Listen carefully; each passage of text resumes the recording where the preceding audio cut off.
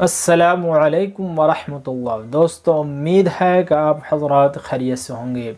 دوستوں، آج کا اہم پیغام، مساجد کی حفاظت کیسے کریں۔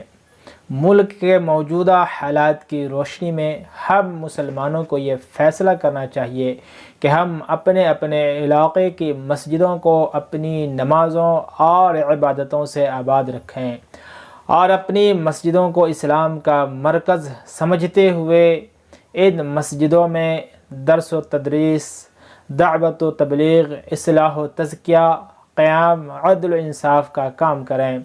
سماج کو مسجد سے جوڑنے کی تدبیر اختیار کریں۔ مسجدوں میں خدمت خلق کا کام بھی کریں۔ مالدار، غریب، بوڑھے، نوجوان اور 7 سال سے زائد عمر کے بچوں کو مسجدوں سے قریب کرنے کی فکر کریں۔